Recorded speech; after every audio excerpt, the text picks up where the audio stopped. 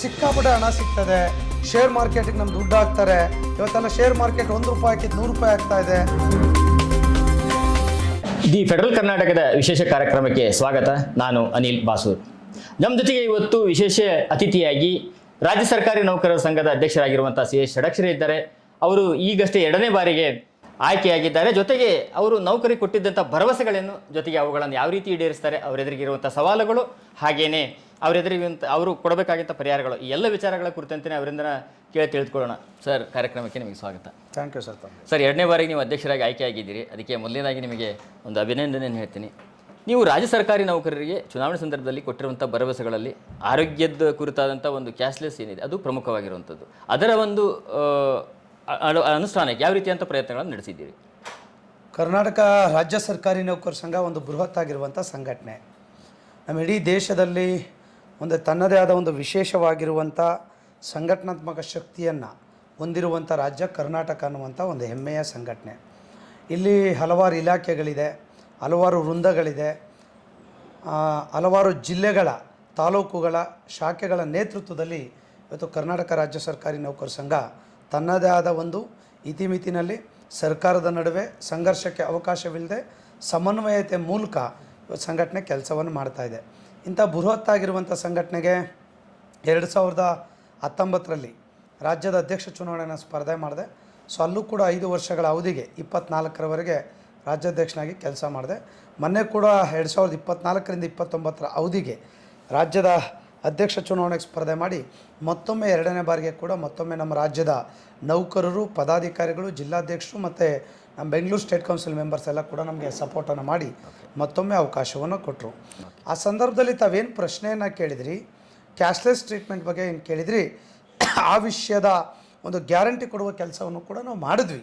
So ಈಗಾಗಲೇ 2022ರಲ್ಲಿ ಬಜೆಟ್ನಲ್ಲಿ ಸನ್ಮಾನ್ಯ ಯಡಿಯೂರಪ್ಪನವ್ರ ಮುಖ್ಯಮಂತ್ರಿಗಳಿದ್ದಾಗ ಆ ಬಜೆಟ್ನಲ್ಲಿ 21ರಲ್ಲೂ ಬಂತು, 22ರಲ್ಲೂ ಬಂದಿದೆ. 22 ನವಂಬರ್ನಲ್ಲಿ ಕ್ಯಾಬಿನೆಟ್ ಡಿಸಿಷನ್ ಕೂಡ ಆಗಿದೆ. ಅದಾದ ನಂತರ 23ರಲ್ಲಿ ಸರ್ಕಾರಿ ಆದೇಶಗಳಾಗಿದೆ. ಅದಾದಮೇಲೆ ಹಲವಾರು ಮೀಟಿಂಗ್ಸ್ಗಳನ್ನು, ಅದು ಚೀಫ್ ಸೆಕ್ರೆಟರಿ ಇರ್ಬೋದು, ಹೆಲ್ತ್ ಸೆಕ್ರೆಟರಿ ಇರ್ಬೋದು, ಫೈನಾನ್ಸ್ ಸೆಕ್ರೆಟರಿ ಅವರು ಇರ್ಬೋದು, ಸಾಕಷ್ಟು ಈ ಸ್ಕೀಮ್ ಜಾರಿಗೆ ತರಲಿಕ್ಕೆ ಮೀಟಿಂಗ್ಸ್ಗಳನ್ನು ಕೂಡ ಮಾಡಿದ್ದೇವೆ. ಇದೆಲ್ಲ ಮಾಡಿದಂಥ ಪರಿಣಾಮವಾಗಿ ಈಗಾಗಲೇ ಸುವರ್ಣ ಆರೋಗ್ಯ ಟ್ರಸ್ಟ್ ಮೂಲಕ, ಆರೋಗ್ಯ ಇಲಾಖೆ ಅಡಿಯಲ್ಲಿರುವಂಥ ಒಂದು ಟ್ರಸ್ಟ್ ಮೂಲಕ ಎಲ್ಲ ಕೆಲಸಗಳು ಮುಗಿದು ಈಗ ಅಂತಿಮ ಹಂತದಲ್ಲಿ ಅದನ್ನು ಪ್ರಾಯೋಗಿಕವಾಗಿ ಅದನ್ನು ಲಾಂಚ್ ಮಾಡುವಂಥ ಕೆಲಸ ಮಾತ್ರ ಬಾಕಿ ಇದೆ ಅಷ್ಟೇ. ಎಲ್ಲ ಸಾಫ್ಟ್ವೇರ್ ಇರ್ಬೋದು, ಡಾಟಾ ಕಲೆಕ್ಷನ್ ಇರ್ಬೋದು, ಇನ್ಫಾರ್ಮೇಷನ್ ಕಲೆಕ್ಟ್ ಮಾಡುವಂಥದ್ದು ಇರ್ಬೋದು, ಅಥವಾ ಅದಕ್ಕೆ ಪ್ರೋಗ್ರಾಮಿಂಗ್ ಮಾಡುವಂಥದ್ದು ಇರ್ಬೋದು, ಅಥವಾ ಎಲ್ಲ ಪ್ರಕ್ರಿಯೆಗಳನ್ನು ಏನು ಇನ್ಪೇಷೆಂಟ್, ಔಟ್ ಪೇಷೆಂಟ್ ಇರ್ಬೋದು, ಸರ್ಜರಿ ಇರ್ಬೋದು, ಅಥವಾ ಇದು ಪೂರಕವಾಗಿ ಏನೇನೋ ಮೆಡಿಕಲ್ ರೂಲ್ಸ್ಗಳಿದೆ, ಎಲ್ಲದೂ ಕೂಡ ರೂಲ್ಸನ್ನು ಫ್ರೇಮ್ ಮಾಡಿ ಈಗ ಲಾಂಚ್ ಮಾಡುವಂಥ ಕೆಲಸಗಳು ಮಾತ್ರ ಬಾಕಿ ಇದೆ. ಸೊ ಆ ಹಿನ್ನೆಲೆಯಲ್ಲಿ ಇವತ್ತೇನು ಲಾಂಚ್ ಮಾಡಲಿಕ್ಕೆ ಬಹುಶಃ ನಾವು ಈಗಾಗಲೇ ಸರ್ಕಾರ ಜೊತೆ ಚರ್ಚೆಗಳನ್ನು ಮಾಡಿದ್ದೇವೆ. ಏನು ಎಲ್ಲ ಕಾಯಿಲೆಗೆ, ಎಲ್ಲ ಆಸ್ಪತ್ರೆಗೆ, ಎಲ್ಲ ಎಂಪ್ಲಾಯೀಸ್ ವಿತ್ ಫ್ಯಾಮಿಲಿಗೆ ನಮಗೆ ಒಂದು ಸಿಂಗಲ್ ನಯಾ ಪೈಸೆ ಹಣವನ್ನು ನಾವು ಕಟ್ಟಂಗಿಲ್ಲ. 100% ಫ್ರೀ ಟ್ರೀಟ್ಮೆಂಟ್ ತೊಗೊಳ್ತಕ್ಕಂಥ ಒಂದು ಅದ್ಭುತವಾಗಿರುವಂಥ ಯೋಜನೆ. ಸೊ ಹಾಗಾಗಿ ನನಗೆ ವಿಶ್ವಾಸ ಇದೆ, ಬಹುಶಃ ಇದೇ ತಿಂಗಳು 20ನೇ ತಾರೀಕು ಸನ್ಮಾನ್ಯ ಮುಖ್ಯಮಂತ್ರಿಗಳ ಜೊತೆ ಒಂದು ಕಾರ್ಯಕ್ರಮ ಇದೆ. ಆ ಮುಖ್ಯಮಂತ್ರಿಗಳು ಅವತ್ತಿನ ದಿವಸ ಏನಾದರೂ ಕೂಡ ಮಾಡುವಂಥ ಎಲ್ಲ ಪ್ರಯತ್ನಗಳನ್ನು ಕೂಡ ನಾವು ಮಾಡ್ತಾ ಇದ್ದೇವೆ. ಸೊ ಎಷ್ಟೇ ದಿವಸಗಳಾಗಲಿ ಈ ಯೋಜನೆ ಎಲ್ಲ ಮುಗಿದೋಗಿದೆ. ಬೇರೆ ಬೇರೆ ಕಾರಣಕ್ಕಾಗಿ ಒಂದಿಷ್ಟು ನಿಂತಿತ್ತು ಬಿಟ್ಟರೆ, ಸರ್ಕಾರದ ಒಂದಿಷ್ಟು ಇವತ್ತಿನ ಬೇರೆ ಬೇರೆ ಕಾರಣಗಳಿಗಾಗಿ ನಿಂತಿತ್ತು ಬಿಟ್ಟರೆ, ಯೋಜನೆ ಜಾರಿ ತರಲಿಕ್ಕೆ ಸರ್ಕಾರ ಕೂಡ ಬದ್ಧವಾಗಿದೆ, ಅಲ್ಲಿ ಜಾರಿ ಆಗ್ತಾ ಇದೆ. ಜೊತೆಗೆ ಏನಂತೀರಿ, ಈಗ NPS OPS ಅನ್ನೋಂಥದ್ದು, OPS ಬೇಕು ಅಂಥೇಳಿ ನೌಕರರು, ಸರ್ಕಾರಿ ನೌಕರರು ಹೋರಾಟವನ್ನು ಮಾಡ್ತಿರುವಂಥದ್ದು. ನೀವು NPS ಪರವಾಗಿದ್ದೀರಾ, OPS ಪರವಾಗಿದ್ದೀರಾ? ಸರ್ಕಾರದಿಂದ ನೀವು ಏನು ಆಗಬೇಕು ಅಂತ ನೀವು ಬೇಡಿಕೆ ಇದೆ ಮತ್ತು ಯಾವ ರೀತಿಯಾಗಿದೆ? NPS OPS ಮಾಡುವಂಥದ್ದು ನೌಕರರ ಜವಾಬ್ದಾರಿ ಅಲ್ಲ, ನೌಕರರನ್ನು ಒಳಗೊಂಡಿರುವಂಥ ಕರ್ನಾಟಕ ರಾಜ್ಯ ಸರ್ಕಾರಿ ನೌಕರ ಸಂಘದ ಜವಾಬ್ದಾರಿ. ಅವರಿಂದ ಆಯ್ಕೆ ಆಗಿರುವಂಥ ಸ್ಟೇಟ್ ಎಕ್ಸಿಕ್ಯೂಟಿವ್ ಕಮಿಟಿ ಅವರು ಕೂತ್ಕೊಂಡು ತೀರ್ಮಾನವನ್ನು ತೆಗೆದುಕೊಂಡು ಯಾವ ಸಂದರ್ಭದಲ್ಲಿ ಹೇಗೆ ಮಾಡಬೇಕು, ಯಾವ ರೀತಿ ರೂಪುರೇಷೆಗಳನ್ನು ಮಾಡಬೇಕು, ಮತ್ತು ಸರ್ಕಾರ ಯಾವ ಸಂದರ್ಭದಲ್ಲಿ ಮಾಡಿದ್ರೆ ಹೇಗೆ ಅದು OPS ಆಗುತ್ತೆ ಅನ್ನುವಂಥದ್ದನ್ನು ಯೋಚನೆ ಮಾಡಲಿಕ್ಕೆ ನಮ್ಮ ಕಮಿಟಿ ಇದೆ. ಆ ಕಮಿಟಿ ವಿಚಾರವನ್ನು ತೆಗೆದುಕೊಂಡಾಗ 2019ಇಂದ, ಸೊ ಅದಕ್ಕಿಂತ ಮುಂಚೆ ಕೂಡ NPS ಅನ್ನುವಂಥ OPS ಆಗಬೇಕು ಅನ್ನುವಂಥ ಕೂಗು ಕೂಡ ಆ ಮಟ್ಟಕ್ಕೆ ಇರಲಿಲ್ಲ. 2016, 17, 18ರ ಅವಧಿನಲ್ಲಿ ಒಂದಿಷ್ಟು OPS ಆಗಬೇಕು ಅನ್ನುವಂಥ ವಿಚಾರ ಬಂತು. ಯಾಕೆ ಬಂತು ಅಂತ ಹೇಳಿದ್ರೆ 2006 ನಂತರದಲ್ಲಿ ಏನು ಅಪಾಯಿಂಟ್ ಆದರೂ ಅವರೆಲ್ಲ ಕೂಡ ರಿಟೈರ್ಡ್ ಆದಮೇಲೆ ಗೊತ್ತಾಯಿತು ಅವ್ರಿಗೆಲ್ಲ ಮಿನಿಮಮ್ ಪೆನ್ಷನ್ ಬರಲಿಕ್ಕೆ ಶುರುವಾಯಿತು. 800 rupees, 1000, 2000 ವರೆಗೆ ಒಂದು ಅಮೌಂಟ್ ಬರಲಿಕ್ಕೆ ಶುರುವಾಯಿತು. ಅವಾಗ ಅರ್ಥ ಆಯಿತು, NPS ಅನ್ನುವಂಥದ್ದು ಒಂದು ಮಾರಕವಾಗಿರುವಂಥ ಒಂದು ದೊಡ್ಡ ಕಾಯಿಲೆ ನಮ್ಮ ನೌಕರರಿಗೆ. ಯಾಕಂದರೆ ಮೊದಲೆಲ್ಲ ಕೂಡ ಏನಾಗ್ತಿತ್ತು, NPS ಅನ್ನು ಪ್ರಾರಂಭ ಮಾಡಿದಾಗ ನಮಗೆಲ್ಲ ಕೂಡ 50 ಲಕ್ಷ DCRG ಬರ್ತದೆ, 1 ಲಕ್ಷ ಪೆನ್ಷನ್ ಸಿಗ್ತದೆ, ಸಿಕ್ಕಾಪಟ್ಟೆ ಹಣ ಸಿಗ್ತದೆ, ಶೇರ್ ಮಾರ್ಕೆಟಿಗೆ ನಮ್ಮ ದುಡ್ಡು ಹಾಕ್ತಾರೆ, ಇವತ್ತೆಲ್ಲ ಶೇರ್ ಮಾರ್ಕೆಟ್ 1 ರೂಪಾಯಿ ಹಾಕಿದ್ದು 100 ರೂಪಾಯಿ ಆಗ್ತಾ ಇದೆ ಅನ್ನುವಂಥ ಕೂಗು ಆ ಸಂದರ್ಭದಲ್ಲಿ ಇತ್ತು. 2006, 7, 8 ಇತ್ತು. ನಂತರದಲ್ಲಿ ಷೇರು ಮಾರುಕಟ್ಟೆಗಳು ಯಾವಾಗೆ ನೆಲ ಕುಸಿಲಿಕ್ಕೆ ಪ್ರಾರಂಭ ಆಯಿತು, ಆಟೋಮೆಟಿಕಲಿ NPS ಅನ್ನುವಂಥ ಅಮೌಂಟ್ ಏನು ಇನ್ವೆಸ್ಟ್ ಮಾಡಿದ್ರು ಅದು ಕೂಡ ತನ್ನ ಮಟ್ಟವನ್ನು ಇಳಿಸ್ಕೊಳ್ಳಿಕ್ಕೆ ಸಾಧ್ಯ ಆಯಿತು. ನಂತರದಲ್ಲಿ ಆ ಬರುವಂಥ ಆದಾಯ ಕಡಿಮೆ ಆದಾಗ ಪೆನ್ಷನ್ ಕಾಂಟ್ರಿಬ್ಯೂಷನ್ ಕೂಡ ಕಡಿಮೆ ಸಿಗ್ಲಿಕ್ಕೆ ಸ್ಟಾರ್ಟ್ ಆಯಿತು. ಅದಾವಾಗ ನಮ್ಮ ನೌಕರಿಗೆ ಗೊತ್ತಾಯಿತು, NPS ಅನ್ನುವಂಥದ್ದು ನೌಕರಿಗೆ ಪೂರಕವಾಗಿಲ್ಲ, ನಾವು ಓಲ್ಡ್ ಪೆನ್ಷನ್ ಸ್ಕೀಮ್ಗೆ ಹೋಗಬೇಕು ಅನ್ನುವಂಥ ಒಂದು ಚರ್ಚೆ ಚಿಂತನೆಗಳು ಸಂಘಟನೆಗಳಲ್ಲಿ ನೌಕರ ವಲಯದಲ್ಲಿ ಪ್ರಾರಂಭ ಆಯಿತು. ಇದು ಮೂಲ ಉದ್ದೇಶ. ಯಾವುದೋ ಏಕಾಏಕಿ ಸ್ಟಾರ್ಟಿಂಗ್ ಎಲ್ಲ ಕೂಡ OPS ನೌಕರು ಕೂಡ ನಾವು NPSಗೆ ಹೋಗಬೇಕು ಅನ್ನುವಂಥ ಒಂದಿಷ್ಟು ಚರ್ಚೆಗಳಾಯಿತು. ಅವಾಗ ಸರ್ಕಾರನೂ ಕೂಡ ಹೇಳ್ತು, ಕೆಲವು ಗ್ಯಾರಂಟಿ ಯೋಜನೆಗಳು LICನವ್ರು ಒಂದ್ಸಲ ತೊಗೊಂಬಂದರು, ನೀವು ಇದೇನಾದರೂ ಇಷ್ಟು ದುಡ್ಡು ಕಟ್ಬಿಟ್ರೆ ಕೊನೆಗೆ 2 ಕೋಟಿ ದುಡ್ಡು ಸಿಗುತ್ತೆ ಅಂತ ಹೇಳಿ ಏನೋ ಕೆಲವು ಸ್ಕೀಮ್ಗಳೆಲ್ಲ ತಂದರು. ಆ ಥರದಲ್ಲಿ ನಮ್ಮಲ್ಲೂ ಕೂಡ ಹೇಳಿದ್ದುಂಟು. ಬಹುಶಃ ಸತ್ಯ ಗೊತ್ತಾಗೋದು ಯಾವಾಗ ಅಂದಾಗ ಅದರ ಅವಧಿಯನ್ನು ಟೆನ್ಯೂರ್ ಮುಗಿದ ಮೇಲೆ ಆ ಸೂಪರ್ ಆ್ಯನ್ಯುಯೇಷನ್ಗೆ ಬಂದಾಗ ಅದರ ಸ್ಟೇಜಸ್ ಏನಂತ ಗೊತ್ತಾಗ್ತದೆ, ಅದರ ನಮ್ಮ ಎಂಪ್ಲಾಯ್ ಡೆತ್ ಆದಾಗ ಗೊತ್ತಾಗ್ತದೆ. ಸೊ ಅದಕ್ಕೆ ನಾವೇನು ಮಾಡಿದ್ವಿ, ಡೆತ್ ಆದಂಥ ಸಂದರ್ಭದಲ್ಲಿ 1/4/2006 ಆನ್ವರ್ಡ್ಸ್, ಸೊ 18 ಆನ್ವರ್ಡ್ಸ್ ಅನ್ನೋ ನಂತರದಲ್ಲಿ ನಾವು ಸಂಘಟನೆಯಿಂದ ಹೋರಾಟ ಮಾಡಿ ಫ್ಯಾಮಿಲಿ ಪೆನ್ಷನ್ ಆ್ಯಂಡ್ DCRG ಕೊಡುವಂಥ ಕೆಲಸವನ್ನು ಮಾಡಿದ್ವಿ. ಸೊ ಅದಕ್ಕೆ ಕೂಡ ತೆಗೆದುಕೊಳ್ಳಿಕ್ಕೆ 3-4 ವರ್ಷ ವಿಳಂಬ ಆಯಿತು. ಸರ್ಕಾರಿ ನೌಕರ ಸಂಘದ ಹೋರಾಟದ ಫಲವಾಗಿ 2018 ಆನ್ವರ್ಡ್ಸ್ ಅವ್ರಿಗೆಲ್ಲ ಕೂಡ ರಿಟೈರ್ಡ್ ಹೋಲ್ಡರ್ಸ್ ಡೆತ್ ಹೋಲ್ಡರ್ಸ್ಗೆಲ್ಲ ಕೂಡ ಆ ಬೆನಿಫಿಟ್ DCRG ಫ್ಯಾಮಿಲಿ ಪೆನ್ಷನ್ ಆಯಿತು.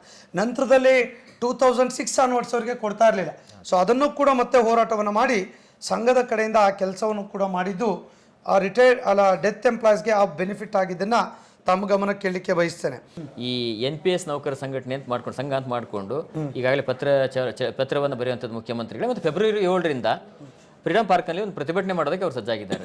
ಅದಕ್ಕೆ ಕೇಳ್ತಾ ಇರೋದು, ನೀವು ಅದಕ್ಕೆ ಬೆಂಬಲ ಕೊಡ್ತೀರಾ ಅಥವಾ ಏನು? ನೋಡಿ, ಸರ್ಕಾರಿ ನೌಕರ ಸಂಘಕ್ಕೆ ತನ್ನದೇ ಆದ ಇತಿಹಾಸ ಇದೆ, ತನ್ನದೇ ಆದ ಶಕ್ತಿ ಇದೆ, ತನ್ನದೇ ಆದ ಸಂಘಟನಾ ಸಾಮರ್ಥ್ಯ ಇದೆ.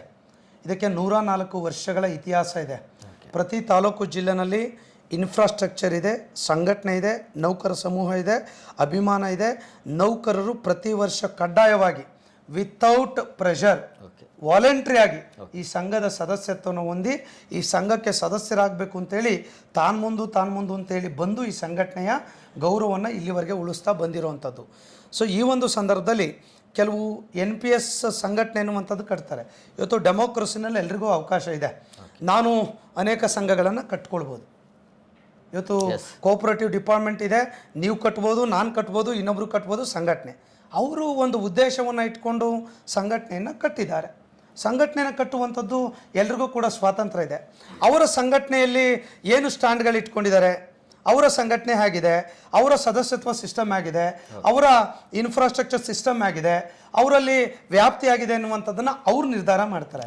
ಇದು ಅವರ ಸಂಘಟನೆ ತೆಗೆದುಕೊಂಡಿರುವಂಥ ತೀರ್ಮಾನ. ಇದಕ್ಕೂ ಸರ್ಕಾರಿ ನೌಕರ ಸಂಘಟನೆಗೂ ಸಂಬಂಧವಿಲ್ಲದೆ ಇರುವಂಥ ವಿಚಾರ. ಸರ್ಕಾರಿ ನೌಕರ ಸಂಘಕ್ಕೆ 971 ಜನ ಸ್ಟೇಟ್ ಎಕ್ಸಿಕ್ಯೂಟಿವ್ ಕಮಿಟಿ ಮೆಂಬರ್ಸ್ ಇದ್ದಾರೆ. ಇಲ್ಲಿ 33 ಜನ ಜಿಲ್ಲಾಧ್ಯಕ್ಷರುಗಳಿದ್ದಾರೆ, 191 ಜನ ತಾಲೂಕು ಅಧ್ಯಕ್ಷರುಗಳಿದ್ದಾರೆ. ಇವರೆಲ್ಲ ಕೂಡ ಸೇರಿಕೊಂಡು ಬೆಂಗಳೂರಿನಲ್ಲಿ ಕೂಡ 102 ಜನ ಸ್ಟೇಟ್ ಕೌನ್ಸಿಲ್ ಮೆಂಬರ್ ಇದ್ದಾರೆ. ಆಮೇಲೆ ಸರ್ಕಾರಿ ನೌಕರ ಸಂಘಕ್ಕೆ ಸಂಯೋಜನೆಯನ್ನು ಹೊಂದಿರುವಂಥ ಸುಮಾರು 100 ವೃಂದ ಸಂಘಗಳಿದ್ದಾವೆ. ಆ ಎಲ್ಲ ವೃಂದ ಸಂಘಗಳು ಕೂಡ ಸೇರಿ ಒಂದು ತೀರ್ಮಾನವನ್ನು ಮಾಡ್ತಾರೆ, ಯಾವಾಗ ಏನು ಮಾಡಬೇಕು ಅನ್ನುವಂಥದ್ದು. ಆ ತೀರ್ಮಾನ ಏನು ಮಾಡ್ತಾರೆ ಅದನ್ನು ಎಕ್ಸಿಕ್ಯೂಟ್ ಮಾಡೋದಷ್ಟೇ ನನ್ನ ಕೆಲಸ. ಓಕೆ, ಅದು ಯಾಕಂದರೆ ಅದು ಏಕಪಕ್ಷೀಯವಾಗಿರುವಂಥ ಸ್ವಯಂ ಘೋಷಿತ ತೀರ್ಮಾನಗಳಲ್ಲ. ಯಾಕಂದರೆ ಯಾವುದೇ ಸಂಘದಲ್ಲಿ 10-15 ಜನ ಎಕ್ಸಿಕ್ಯೂಟಿವ್ ಕಮಿಟಿ ಮೆಂಬರ್ಸ್ ಇರ್ತಾರೆ. ನಮ್ಮ ಸರ್ಕಾರಿ ನೌಕರ ಸಂಘದಲ್ಲಿ ಇಡೀ ದೇಶದ ಯಾವುದೇ ಸಂಘಟನೆಗಳಿಲ್ಲ. 971 ಜನ ಎಕ್ಸಿಕ್ಯೂಟಿವ್ ಕಮಿಟಿ ಮೆಂಬರ್ಸ್ ಪ್ರತಿ 3 ತಿಂಗಳಿಗೊಮ್ಮೆ ಸೇರಿ ಸಂಘಟನೆಯ ಹೋರಾಟ, ಬೇಡಿಕೆ, ಸಮಸ್ಯೆಗಳ ಬಗ್ಗೆ ನಿರ್ಣಯವನ್ನು ತೆಗೆದುಕೊಳ್ಳುವಂಥ ಒಂದು ಪ್ರಮುಖವಾಗಿರುವಂಥ ವೇದಿಕೆ. ಆ ವೇದಿಕೆ NPS ನೌಕರನ್ನು ಕೂಡ ರೆಪ್ರೆಸೆಂಟ್ ಮಾಡುವಂಥ ಚುನಾಯಿತ ಪ್ರತಿನಿಧಿಗಳು ಅದರಲ್ಲಿದ್ದಾರೆ. NPS ನೌಕರಿಂದ ಗೆದ್ದಿರೋರಿದ್ದಾರೆ, OPS ನೌಕರಿಂದ ಗೆದ್ದಿರೋರಿದ್ದಾರೆ. ಅವರು ಸೂಕ್ತ ಕಾಲಕ್ಕೆ, ಸೂಕ್ತ ಸಂದರ್ಭಕ್ಕೆ, ಸೂಕ್ತ ತೀರ್ಮಾನವನ್ನು ಅವರು ನಾವೆಲ್ಲರೂ ಕೂಡ ಸೇರಿ ಮಾಡೋರಿದ್ದೇವೆ. ಸೊ ಹಾಗಾಗಿ ಕೆಲವರು ಹೇಳ್ದಲ್ಲ ಸಹಜ ಪ್ರತಿಷ್ಠೆ ಎನ್ನುವಂಥ ವಿಚಾರಗಳು ಬರ್ತವೆ, ನನ್ನ ಅಸ್ತಿತ್ವವನ್ನು ಉಳಿಸ್ಕೊಳ್ಬೇಕು ಅನ್ನುವಂಥ ವಿಚಾರಗಳು ಬರ್ತವೆ, ಅಥವಾ ಆ ಡಿಮ್ಯಾಂಡ್ಗಳನ್ನು ಈಡೇರಿಸಬೇಕು ಅನ್ನುವಂಥ ವಿಚಾರಗಳ ಬಗ್ಗೆ ಒಂದಿಷ್ಟು ಅಭಿಮಾನಗಳು ಕೂಡ ಇರ್ಬೋದು. ನಾನು ಯಾವುದೇ ಒಂದೇ ಆಯಾಮದಲ್ಲಿ ಟೀಕೆಗಳನ್ನು ಮಾಡಲಿಕ್ಕೆ ಹೋಗೋದಿಲ್ಲ. ಸಹಜ, ನಾವು ಸಂಘಟನೆಯಲ್ಲಿದ್ದೇವೆ, ನಮ್ಮ ಅಸ್ತಿತ್ವ ತೋರಿಸ್ಕೊಳ್ಬೇಕಲ್ಲ, ಮತ್ತು ಕಳೆದೋದ್ರೆ ಕಷ್ಟ. ಇನ್ನೊಂದು ಪ್ರತಿಷ್ಠೆ, ಸರ್ಕಾರಿ ನೌಕರ ಸಂಘ ಒಂದು ಬೃಹತ್ ಆಗಿರುವಂಥ ಸಂಘಟನೆ. ಸೊ ಅವರೇನೋ ಮುಖ್ಯಮಂತ್ರಿಗಳು ಕಮಿಟಿ ಮಾಡಿದ್ದಾರೆ, ನಾಳೆ ಕೂಡ CM ಅವರು ಬರ್ತಾ ಇದ್ದಾರೆ, ಅಲ್ಲೇನಾದರೂ ಕೂಡ ಹೇಳಿದ್ರೆ ಏನು ಅನ್ನುವಂಥ ಚರ್ಚೆಗಳು. ನಾನು ಹೇಳಿದ್ನಲ್ಲ, ಹಿಂದೆ DCRG ಅನ್ನೋದು ಆಗಿರಲಿಲ್ಲ, ಅದು ಸರ್ಕಾರಿ ನೌಕರ ಸಂಘದ ಪ್ರಯತ್ನದಿಂದ ಹಿಂದೆ ಕೂಡ ಮಂಜೇಗೌಡರ ಅಧ್ಯಕ್ಷ ಇದ್ದಾಗ, ನಾವೆಲ್ಲ ಜಿಲ್ಲಾಧ್ಯಕ್ಷದಾಗ ಆಗಿರುವಂಥ ವಿಚಾರಗಳು. ಹಾಗಾಗಿ ಇವತ್ತೇನೇ ರಾಜ್ಯದಲ್ಲಿ ನೌಕರರ ಸಮೂಹಕ್ಕೆ ಆ ಕೆಲಸಗಳು, ಬೇಡಿಕೆಗಳು, ಒಂದಿಷ್ಟು ನೌಕರಿಗೆ ಆತ್ಮಸ್ಥೈರ್ಯ ತುಂಬುವಂಥ ಕೆಲಸ ಆಗಿದ್ರೆ ಯಾವ ಸಂಘಟನೆಗಳಿಂದ ಆಗಿಲ್ಲ, ಅದು ಕರ್ನಾಟಕ ರಾಜ್ಯ ಸರ್ಕಾರಿ ನೌಕರ ಸಂಘದಿಂದ ಆಗಿರುವಂಥದ್ದು. NPS ವಿಚಾರದಲ್ಲೂ ಕೂಡ ಈಗಾಗಲೇ ನಾವು ತುಂಬ ಸ್ಪಷ್ಟವಾಗಿದ್ದೇವೆ, ನಾವು ವರದಿಯನ್ನು ನಿರೀಕ್ಷೆ ಮಾಡ್ತಾ ಇದ್ದೇವೆ. ಬಹುಶಃ ಅವರು ಇನ್ನೊಂದು 15 ದಿವಸ ತಿಂಗಳಲ್ಲಿ ಬೇರೆ ರಾಜ್ಯಗಳಿಗೆ ಕೂಡ ಭೇಟಿ ಕೊಡೋರಿದ್ದಾರೆ. ಆ ವರದಿ ಬಂದ ತಕ್ಷಣ ಮತ್ತೆ ಸರ್ಕಾರ ಅದನ್ನು ಕ್ಯಾಬಿನೆಟ್ಗೆ ಇಡಬೇಕು. ಅಷ್ಟು ಸುಲಭನಾಗಿರ್ತದ? ಸಾಧ್ಯ ಇಲ್ಲ. ಯಾಕೆ ಅಂದರೆ ನಿನ್ನೆ ಕೂಡ UPS ಅನ್ನುವಂಥ ಸಿಸ್ಟಮನ್ನು ಕೇಂದ್ರ ಸರ್ಕಾರ ನಿನ್ನೆ ಅಧಿಕೃತವಾಗಿ ಆದೇಶವನ್ನು ಹೊರಡಿಸಿದೆ. ಈಗ 4-5 ತಿಂಗಳ ಹಿಂದೆ ಕ್ಯಾಬಿನೆಟ್ ಡಿಸಿಷನ್ ಕೂಡ ಕೇಂದ್ರ ಸರ್ಕಾರ ತಗೊಂಡಿತ್ತು. ಈಗ ಅದು ನಾಳೆ ಮಹಾರಾಷ್ಟ್ರ ಗೌರ್ಮೆಂಟ್ ಇಂಪ್ಲಿಮೆಂಟ್ ಮಾಡಿದೆ. ಸೆಂಟ್ರಲ್ ಗೌರ್ಮೆಂಟ್ ಎಂಪ್ಲಾಯೀಸು ಕೂಡ 78 ಲಕ್ಷ NPS ನೌಕರಿಗೆ ಅದನ್ನು ಇಂಪ್ಲಿಮೆಂಟ್ ಮಾಡಲಿಕ್ಕೆ ಒಪ್ಪಿಗೆಯನ್ನು ಸೂಚಿಸಿದೆ. ಬಹುಶಃ NPS ಹೋಲಿಸಿದ್ರೆ UPS ಒಂದು 60% ಬಂದಿದ್ದೇವೆ. 100% ಬಂದಿದ್ದೇವಾ? ಬಂದಿಲ್ಲ. ನಾನು ಈ ಮಾಧ್ಯಮದ ಮುಖಾಂತರ ಕೂಡ ಸ್ಪಷ್ಟೀಕರಿಸಲಿಕ್ಕೆ ಬಯಸ್ತೇನೆ, ನಮ್ಮದು NPS ಟು UPS ಅಲ್ಲ. ಏನು ನೆನೆ ಕೇಂದ್ರ ಸರ್ಕಾರ ಜಾರಿಗೆ ತಂದಿದೆ UPS ಅನ್ನು ನಾವು ಖಡಾಖಂಡಿತವಾಗಿ ವಿರೋಧವನ್ನು ಮಾಡ್ತೇವೆ. ನಮಗೆ ಬೇಕಾಗಿರೋದು ಓಲ್ಡ್ ಪೆನ್ಷನ್ ಸ್ಕೀಮ್. ಅಲ್ಲಿ ಹೇಳ್ತಾರೆ ಮಿನಿಮಮ್ 10 ವರ್ಷ ಸರ್ವಿಸ್ ಆದರೆ 10,000 ರೂಪಾಯಿ ಪೆನ್ಷನ್ ಸಿಗ್ತದೆ, 25 ವರ್ಷ ಸರ್ವಿಸ್ ಆದರೆ total emolument of the 12 month salary average ತಗೊಂಡಾಗ ಏನು 50% ಭರವಸೆ ಸಿಗುತ್ತೆ. ಅದಾದ ನಂತರ 8.50 ಎಕ್ಸ್ಗ್ರೇಷಿಯೋ ಅಮೌಂಟನ್ನು ಸೆಂಟ್ರಲ್ ಗೌರ್ಮೆಂಟ್ ಕೊಡುತ್ತೆ ಅನ್ನುವಂಥದ್ದೆಲ್ಲ ಕೂಡ ಇದೆ.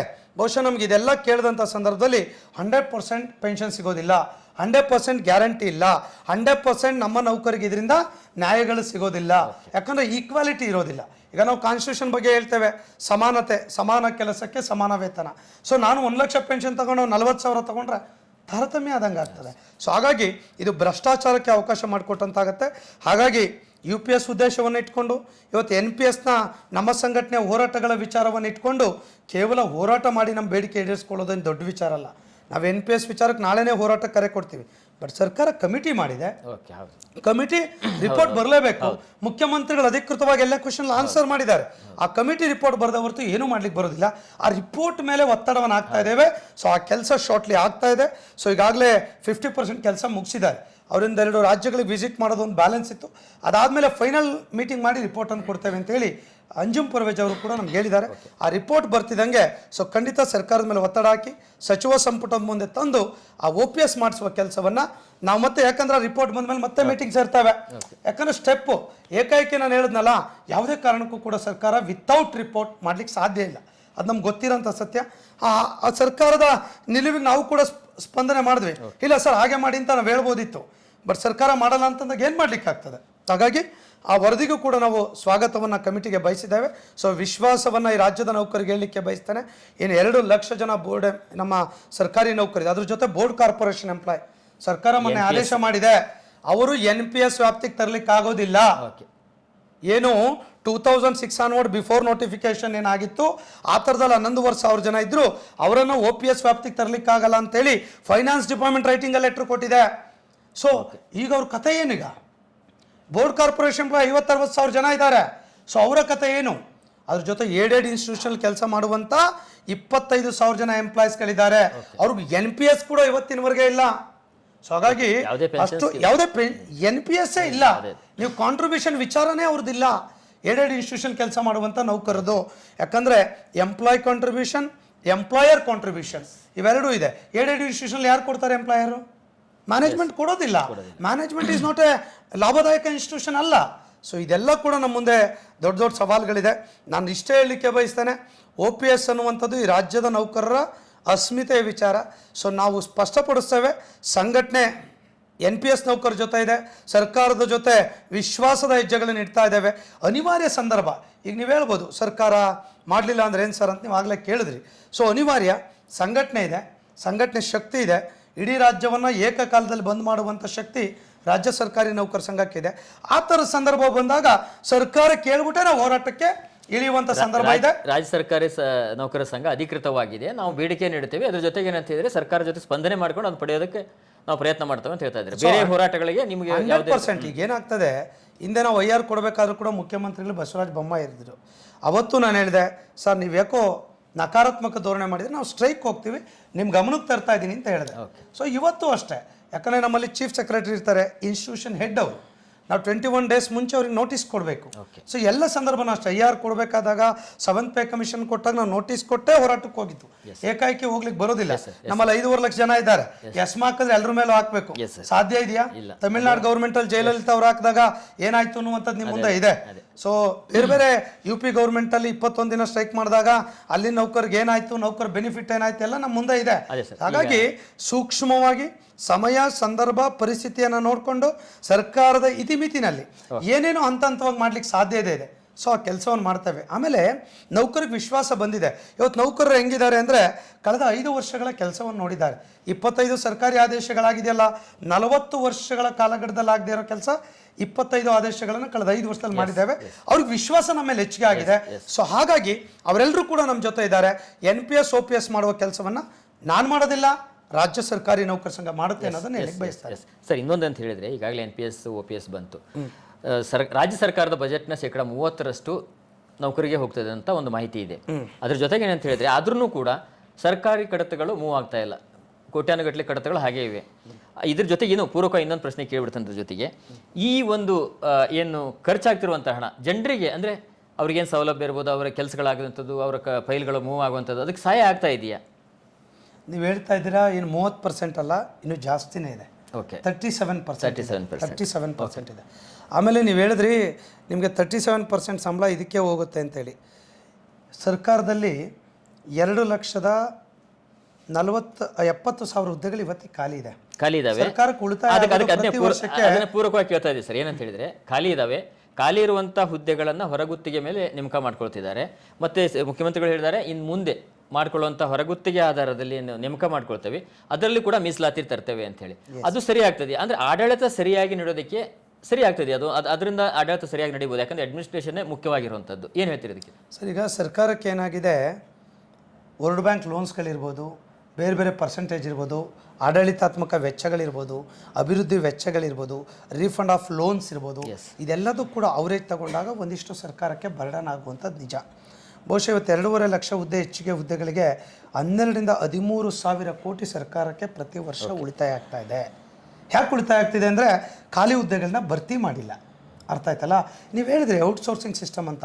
ಔಟ್ಸೋರ್ಸಿಂಗ್ ತೊಗೊಂಡ್ರೆ 20,000ಕ್ಕೆ ಒಬ್ಬ ಡಾಟಾ ಎಂಟ್ರಿ ಆಪರೇಟರ್ ಬರ್ತಾನೆ. ಸ್ಟೇಟ್ ಗೌರ್ಮೆಂಟ್ ಎಂಪ್ಲಾಯ್ ಅಪಾಯಿಂಟ್ ಮಾಡಿದ್ರೆ 45ರಿಂದ 50,000 ಕೊಡಬೇಕು. ಸರ್ಕಾರಕ್ಕೆ ಸ್ಟ್ರೈಟ್ ಅವೇ 60% ಉಳಿತಾಯ ಆದಂತೆ. ಸೊ ಆ ಕಾರಣಕ್ಕಾಗಿ ಔಟ್ಸೋರ್ಸಿಂಗ್ ಸಿಸ್ಟಮನ್ನು ಪ್ರಮೋಟ್ ಮಾಡ್ತಿದ್ದಾರೆ. ನಾವು ಈ ಸಂದರ್ಭದಲ್ಲಿ ಹೇಳಲಿಕ್ಕೆ ಬಯಸ್ತಾನೆ, ಈ ರಾಜ್ಯದಲ್ಲಿ ಈಗ ರೆವಿನ್ಯೂ ಇನ್ಸ್ಪೆಕ್ಟರ್ ಇರ್ತಾನೆ, village accountant, village administrative officer ಇರ್ತಾರೆ, PDOs ಇರ್ತಾರೆ. ಅವರೆಲ್ಲರೂ ಕೂಡ ಹೋಗಿ ಔಟ್ಸೋರ್ಸಿಂಗರ್ ಹೋಗಿ ಕೆಲಸ ಮಾಡಲಿಕ್ಕಾಗತ್ತಾ? ಅಸಿಸ್ಟೆಂಟ್ ಡೈರೆಕ್ಟರ್ ಆಫ್ ಅಗ್ರಿಕಲ್ಚರ್ ಇರ್ತಾರೆ, ಫೀಲ್ಡ್ ಸ್ಟಾಫ್ ಇರ್ತಾರೆ, ಫಾರೆಸ್ಟ್ ಬೀಟ್ ಆಫೀಸರ್ಸ್ ಇರ್ತಾರೆ, ರೇಂಜರ್ಗಳಿರ್ತಾರೆ, ಟೀಚರ್ಸ್ಗಳಿರ್ತಾರೆ. ಅವರೆಲ್ಲ ಕೂಡ ಔಟ್ಸೋರ್ಸಿಂಗ್ ಹೋಗಿ ಕೆಲಸ ಮಾಡಲಿಕ್ಕಾಗಲ್ಲ. ಇವತ್ತು ಸರ್ಕಾರದಲ್ಲಿ ಯಾರ್ಯಾರು ಏನೇನು ಕೆಲಸ ಮಾಡಬೇಕು, ಈಗ D ದರ್ಜೆ ನೌಕರ ಇರ್ಬೋದು, ಡ್ರೈವರ್ಸ್ ಇರ್ಬೋದು, ಈ ಥರದ್ದು ಓಕೆ. ಉಳಿದಂತೆ ಫೀಲ್ಡ್ ಸ್ಟಾಫ್ನೆಲ್ಲ ಕೂಡ ನೀವು ಆ ಥರದ್ದು ಮಾಡಲಿಕ್ಕೆ ಸಾಧ್ಯವೇ ಇಲ್ಲ. ಸೊ ಈ ಸಂದರ್ಭದಲ್ಲಿ ಹೊರಗುತ್ತಿಗೆ ಸಿಸ್ಟಮನ್ನು ನಾವು ಖಂಡಿತವಾಗಿ ವಿರೋಧ ಮಾಡ್ತೇವೆ. ಸೊ ಯಾಕೆ ವಿರೋಧ ಮಾಡ್ತೇವೆ ಅಂದರೆ, ಯಂಗ್ ಬ್ಲಡ್ಗೆ ಅವಕಾಶವನ್ನು ಕೊಡಬೇಕು. ನೀವು ಅವ್ರ ಮೇಲೆ ಏನು ಗ್ಯಾರಂಟಿ ಇಟ್ಕೊಳ್ತೀರಾ? ಯಾವುದೋ ಫೈಲ್ ಮಿಸ್ಪ್ಲೇಸ್ ಮಾಡ್ತಾನೆ, ಅಥವಾ ಸರ್ಕಾರದಲ್ಲಿ ಏನೋ ಸ್ಕ್ಯಾಂಡ್ಲು ಮಾಡ್ತಾನೆ, ಅವನ ಮೇಲೆ ಏನು ಗ್ರಿಪ್ ಇದೆ ನಿಮಗೆ? ಈಗ ಸರ್ಕಾರಿ ನೌಕರ ಅಂದರೆ ಒಂದು ಫೆನ್ಸಿಂಗ್ ಇದೆ, ಒಂದು ಕಂಟ್ರೋಲ್ ಇದೆ, ಏನಾದರೂ ಮಾಡ್ಬೋದು. ಅವ್ನ ಫ್ಯಾಮಿಲಿ ಮೇಲೋ, ಅವ್ನ ಅಸೆಟ್ಸ್ ಮೇಲೋ, ಏನಾದರೂ ಲಯಬಿಲಿಟಿ ಮೇಲೆ ಫಿಕ್ಸ್ ಮಾಡ್ಬೋದು.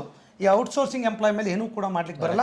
ಮತ್ತು ಸರ್ಕಾರ ಹೇಳ್ತಾನೆ, ಅವನಿಗೂ ಕೂಡ ಗ್ಯಾರಂಟಿ ಇರಲ್ಲ. ಎಷ್ಟು ದುಡ್ಡು ಇರುತ್ತೋ ಅಷ್ಟು ದುಡ್ಡನ್ನು ತಗೊಳ್ಬೇಕು, ಹೋಗ್ಬೇಕು ಅನ್ನುವಂಥ ಭಾವನೆ ಅವನಲ್ಲಿ ಬರ್ತದೆ. ಆದರೆ ಸರ್ಕಾರಿ ನೌಕರ ಏನು ಹೇಳ್ತಾನೆ, ಭ್ರಷ್ಟಾಚಾರ 100% ಹೆಚ್ಚಿಗೆ ಆಗ್ತದೆ. ಆದರೆ ಸರ್ಕಾರಿ ನೌಕರ ಏನಾಗ್ತದೆ, 60 ವರ್ಷ ಆಗೋವರೆಗೆ ನಾನು ರಿಟೈರ್ಡ್ ಆಗಬೇಕು. ನಾನೇನಾದರೂ ಮಾಡಿದ್ರೆ 40 ವರ್ಷಕ್ಕೆ ನಾನು ಡಿಸ್ಮಿಸ್ ಮಾಡುತ್ತೆ, ಸಸ್ಪೆಂಡ್ ಮಾಡುತ್ತೆ, 1 to 4 ಮಾಡುತ್ತೆ ಅನ್ನುವಂಥ ಭಯ ಇರುತ್ತೆ. ಅಲ್ಲಿ ಭಯ ಇರಲ್ಲ. ಇದೇ ವ್ಯತ್ಯಾಸ ಆಗಿರೋದು. ಅನಿವಾರ್ಯ ಸಂದರ್ಭದಲ್ಲಿ ಮಾತ್ರ ಸರ್ಕಾರ ಅದನ್ನು ಬಳಸ್ಕೊಳ್ಬೇಕು, ಬಿಟ್ಟರೆ ಎಲ್ಲದಕ್ಕೂ ಕೂಡ ಮಾಡಲಿಕ್ಕೆ ಬರೋದಿಲ್ಲ. ಆ ಕಾರಣಕ್ಕಾಗಿ ಏನು ಖಾಲಿ ಹುದ್ದೆಗಳಿದೆ ಹಂತ ಹಂತವಾಗಿ ಭರ್ತಿ ಮಾಡಬೇಕು. ಇವತ್ತು ಶಿಕ್ಷಣ ಇಲಾಖೆಯಲ್ಲಿ 45,000 ಹುದ್ದೆಗಳು ಖಾಲಿ ಇದೆ. ಇವತ್ತು ಗೆಸ್ಟ್ ಟೀಚರ್ಗಳನ್ನ ತಗೊಂಡ್ಯಾರೆ. ಗೆಸ್ಟ್ ಟೀಚರ್ ಹೆಂಗೆ ಕ್ವಾಲಿಟಿ ಎಜುಕೇಷನ್, ಪಾಪ ಅವ್ರು okay BA B.Ed TCS D.Ed ಎಲ್ಲ ಮಾಡಿದ್ದಾರೆ. ಸೊ ಅವ್ರಿಗೆ ಸಂಬಳ ಎಷ್ಟು ಕೊಡ್ತಾ ಇದ್ದಾರೆ? 12,000 10,000, ಅದು ಬರ್ತಾ ಇಲ್ಲ. ಸಮಸ್ಯೆಗಳಿದೆ. ಏನು ಕ್ವಾಲಿಟಿ ಎಜುಕೇಷನ್ ಕೊಡ್ಲಿಕ್ಕೆ ಸಾಧ್ಯ? ಇವತ್ತಿನ ಯುವಶಕ್ತಿ ಮೇಲೆ ಏನು ಪರಿಣಾಮ ಬೀರ್ತದೆ? ನಾನು ಸರ್ಕಾರಕ್ಕೆ ವಿನಂತಿ ಮಾಡೋದು, ಅಕಾಡೆಮಿಕ್ ಆ್ಯಂಡ್ ಹೆಲ್ತ್ ಸಿಸ್ಟಮ್ ಇದು ಭಾಳ ಇಂಪ್ರೂವ್, ಎಜುಕೇಷನ್ ಆ್ಯಂಡ್ ಹೆಲ್ತ್ ಇವೆರಡೂ ಸುಧಾರಣೆ ಆದರೆ ಈ ದೇಶದಲ್ಲಿ ಭಾಳ ಒಳ್ಳೆಯ ಸುಧಾರಣೆಗಳಾಗ್ತದೆ. ಹಾಗಾಗಿ ಎಜುಕೇಷನಲ್ಲಿ ಕ್ವಾಲಿಟಿ ಎಜುಕೇಷನ್ ಕೊಡಬೇಕಂದ್ರೆ ಟೀಚರ್ಸ್ ಇರಬೇಕು, ಕಮಿಟೆಡ್ ಟೀಚರ್ಸ್ ಇರಬೇಕು. ಹೆಲ್ತ್ ಡಿಪಾರ್ಟ್ಮೆಂಟಲ್ಲಿ ಡಾಕ್ಟರ್ಸ್ಗಳು, ನರ್ಸಿಂಗ್ ಫ್ಯಾಕಲ್ಟೀಸ್ಗಳು ಮತ್ತು ಇನ್ಫ್ರಾಸ್ಟ್ರಕ್ಚರ್ ಆ್ಯಂಡ್ ಮ್ಯಾನ್ ಪವರ್ ಇವೆರಡೂ ಇದ್ದರೆ ಸರ್ಕಾರಕ್ಕೆ ಒಳ್ಳೆಯ ಹೆಸರು ಬರ್ತದೆ. ಸರ್ಕಾರ ಈ ಸಂದರ್ಭದಲ್ಲಿ ಹೆಚ್ಚಿನ ಬಜೆಟನ್ನು ಆ ಇಲಾಖೆ ಕೊಡಬೇಕು. ಇನ್ನು ಉಳಿದಂತೆ ಈ commercial tax, excise, transport, revenue ಇದೆ, ಅಲ್ಲಿ ಹೆಚ್ಚಿನ ಹುದ್ದೆಗಳನ್ನು ಭರ್ತಿ ಮಾಡಬೇಕು. ಯಾಕಂದರೆ tax collection department revenue oriented. ಇವತ್ತು 3,68,000 ಕೋಟಿ ಬಜೆಟ್ ಲಾಸ್ಟ್. ಈ ಸಲ ಸಿದ್ದರಾಮಯ್ಯನವರು 4 ಲಕ್ಷ ಕೋಟಿ ಬಜೆಟ್ ಮಂಡಿಸ್ತೇವೆ ಅಂತ ಹೇಳಿದ್ದಾರೆ. ನೋಡಿ, ಪ್ರತಿ ವರ್ಷ 30,000 ಕೋಟಿ ಹೈಕ್ ಆಗ್ತಾ ಇದೆ. ಸಾಧ್ಯ ಏನಿವತ್ತು 2,70,000 ಹುದ್ದೆ ಖಾಲಿ ಇದ್ರೂ ಕೂಡ ಇವತ್ತು ನಮ್ಮ ಟಾರ್ಗೆಟನ್ನು ಮೀರಿ ನೌಕರರು ಕೆಲಸ ಮಾಡ್ತಾ ಇದ್ದಾರೆ. ಒತ್ತಡ, ಹೆಲ್ತ್ ಸ್ಕೀಮ್ ಇಲ್ಲ, ಖಾಲಿ ಹುದ್ದೆಗಳು ಮತ್ತು ಒತ್ತಡದ ಬದುಕು, ಇದ್ರ ನಡುವೆ ಕೂಡ ಟಾರ್ಗೆಟನ್ನು ಎಫೆಕ್ಟಿವ್ ಆಗಿ ನಮ್ಮ ನೌಕರರು ರೀಚ್ ಮಾಡ್ತಾ ಇದ್ದಾರೆ. ಸೊ ಹಾಗಾಗಿ ಇನ್ನೊಂದು ಹೇಳಿದ್ರಿ, ಕಡತಗಳು ಮೂವ್ ಆಗ್ತಿಲ್ಲ ಅಂತೇಳಿ. ಈ ರಾಜ್ಯದಲ್ಲಿ ಗ್ಯಾರಂಟಿ ಯೋಜನೆಗಳು, ಇವತ್ತು ಗ್ಯಾರಂಟಿ ಯೋಜನೆ ಅಲ್ಲ, ಹಿಂದಿನ ಸರ್ಕಾರ ಪಾಪ್ಯುಲರ್ ಸ್ಕೀಮ್ ಅವಾಗ 50 ಇತ್ತು, ಇವತ್ತು 250ಕ್ಕೆ ಬಂದು ನಿಂತಿದೆ. ಬಟ್ ಖಾಲಿ ಹುದ್ದೆಗಳು ಅಷ್ಟೇ ಇದೆ, ಜಾಸ್ತಿ ಆಗ್ತಿದೆ, ರಿಕ್ರೂಟ್ಮೆಂಟ್ ಆಗ್ತಾ ಇಲ್ಲ. ಇದ್ರ ನಡುವೆ ನಮ್ಮ ದೇಶ ರೆವಿನ್ಯೂ ಕಲೆಕ್ಷನಲ್ಲಿ ಕರ್ನಾಟಕ ಟಾಪ್ 5 ಎಫಿಷಿಯನ್ಸಿಲಿ ಟಾಪ್ 5 ಇದೆ, ಗ್ರೋತ್ ರೇಟಲ್ಲಿದೆ, ಡೆವಲಪ್ಮೆಂಟಲ್ಲೂ ಕೂಡ ಟಾಪ್ 5 ಕರ್ನಾಟಕ ಇದೆ. ಮತ್ತು ಯಾಕೆ ಸಾಧ್ಯ ಆಯಿತು? ಇಷ್ಟು ಖಾಲಿ ಹುದ್ದೆ, ಇಷ್ಟು ಒತ್ತಡ, ಇಷ್ಟಿಲ್ಲ ಅಂದರೆ ಇಡೀ ದೇಶದಲ್ಲಿ ಕೇರಳವನ್ನು ಬಿಟ್ಟರೆ ಸೆಕೆಂಡ್ ಹೈಯೆಸ್ಟ್ ಸ್ಟೇಟ್ ಎಫಿಷಿಯನ್ಸಿಲಿ ಕರ್ನಾಟಕ. ಹಾಗಾಗಿ ಇರ್ಬೋದು, ಜನಗಳ ನಿರೀಕ್ಷೆಗಳು ಕೂಡ ಭಾಳ ಇರ್ತದೆ. ಸೊ ನಿರೀಕ್ಷೆಗೆ ತಕ್ಕನಾಗಿ ನಮ್ಮ ಸಮಸ್ಯೆನೂ ಇದೆಯಲ್ಲ. ಎಲ್ಲ ಸಮಸ್ಯೆಗಳ ನಡುವೆ ಇವತ್ತು ಈ ಸ್ಟೇಜಲ್ಲಿ ಇವತ್ತು ಸೆಂಟ್ರಲ್ ಪೇ ಇಲ್ಲ ನಮಗೆ. ಬಿಹಾರದಲ್ಲಿ ಸೆಂಟ್ರಲ್ ಪೇ ಇದೆ, least state in development in revenue ಕಲೆಕ್ಷನಲ್ಲಿ. ಇವತ್ತು ನಾವೇನೂ ಇಲ್ಲ, ಮೇಲಿದ್ದೀವಲ್ಲ. ಹೆಲ್ತು ಸೆಂಟ್ರಲ್ ಪೇ ಇಲ್ಲ, ಜೊತೆ ಖಾಲಿ ಹುದ್ದೆ, ಇದ್ರ ನಡುವೆ ಒತ್ತಡ ನಡುವೆ ಇವತ್ತು ನಾವು ಟಾಪ್ 5 ಇದ್ದೀವಿ ಅಂತ ಹೇಳಿದ್ರೆ ಅದು ಕರ್ನಾಟಕ ರಾಜ್ಯ ಸರ್ಕಾರಿ ನೌಕರರಿಗೆ ಕಡಿತ ಮೂವ್ ಆಗ್ತಿಲ್ಲ ಅಂತಲ್ಲ. ಇರ್ಬೋದು, ಕೋರ್ಟ್ ಕೇಸ್ ಇರ್ತವೆ, ಜನಪ್ರತಿನಿಧಿಗಳ ಒತ್ತಡಗಳಿರ್ತವೆ, ಮೀಟಿಂಗ್ಗಳನ್ನು ಕರೀತಾರೆ, ಸಿಕ್ಕಾಪಟ್ಟೆ ಸಮಸ್ಯೆ. ಅದ್ರ ನಡುವೆ ಕೆಲಸ ಮಾಡೋದೇ ಒಂದು ದೊಡ್ಡ ರೆಕಾರ್ಡ್ ಅಂತ ಹೇಳಲಿಕ್ಕೆ ಬಯಸ್ತಾನೆ. ಇನ್ನೊಂದು ಏನಂತ ಹೇಳಿದ್ರೆ ಸರ್, ಈಗ ವರ್ಗಾವಣೆ ವಿಚಾರವಾಗಿ ಸರ್ಕಾರಿ ನೌಕರರು ಇಟ್ಟಿರುವಂಥ ಬೇಡಿಕೆ ಈಗ ಶಿಕ್ಷಣ ಇಲಾಖೆಯಲ್ಲಿ ಮಾತ್ರ ಕೌನ್ಸಿಲಿಂಗ್ ಆಗ್ತದೆ, ಉಳಿದಂಥ ಇಲಾಖೆಗಳಲ್ಲಿ ಆಗ್ತಾ ಇಲ್ಲ ವರ್ಗಾವಣೆ ವಿಚಾರದಲ್ಲಿ. ಅದ್ರ ಬಗ್ಗೆ ಏನು ನಿಮ್ಮ ಸ್ಟ್ಯಾಂಡ್, ಏನು ಹೇಳ್ತೀರಾ ಸರ್? ನಾವು ಕೂಡ ಚುನಾವಣೆಯಲ್ಲಿ ಕೂಡ ಸ್ಪಷ್ಟಪಡಿಸಿದ್ವಿ, ಎಲ್ಲ ಇಲಾಖೆಯಲ್ಲೂ ಕೂಡ ಕೌನ್ಸಿಲಿಂಗ್ ಸಿಸ್ಟಮ್ ಆಫ್ ಟ್ರಾನ್ಸ್ಫರ್ಸ್ಗಳನ್ನು ತರಬೇಕು. ಇದನ್ನು ಭ್ರಷ್ಟಾಚಾರ ಕಡಿಮೆ ಆಗ್ತದೆ, ಒಂದು ಗುಡ್ ಗವರ್ನೆನ್ಸ್ ಕೂಡ ಸರ್ಕಾರಕ್ಕೆ ಬರುತ್ತೆ ಅಂತೇಳಿ. ಶಿಕ್ಷಣ ಇಲಾಖೆಯಲ್ಲಿ ಅವಾಗ ಬಸವರಾಜ ಹೊರಟ್ಟಿ ಅವರಿದ್ದಾಗ ಸೆಕೆಂಡ್ ಕುಮಾರಸ್ವಾಮಿ ಅವರು ಮುಖ್ಯಮಂತ್ರಿಗಳು ಒಂದಿಷ್ಟು ಸಿಸ್ಟಮ್ ತಂದರು. ನಂತರ ಹಾಗೆ ಬಂದು ಇಲ್ಲಿವರೆಗೆ ಕೂಡ ಕೌನ್ಸಿಲಿಂಗ್ ಸಿಸ್ಟಮ್ ಇದೆ. ಅಂದರೆ ದೊಡ್ಡ ಇಲಾಖೆ, ಸಾಕಷ್ಟು ಒತ್ತಡ ತರುವ ಇಲಾಖೆ, ಅಲ್ಲಿ ಅನಿವಾರ್ಯ ಇತ್ತು. ಇವತ್ತು ಪ್ರತಿ ವರ್ಷ 30-40 ಸಾವಿರ ಜನ ಶಿಕ್ಷಕರು ವರ್ಗಾವಣೆ ಆಗ್ತಾ ಇದೆ.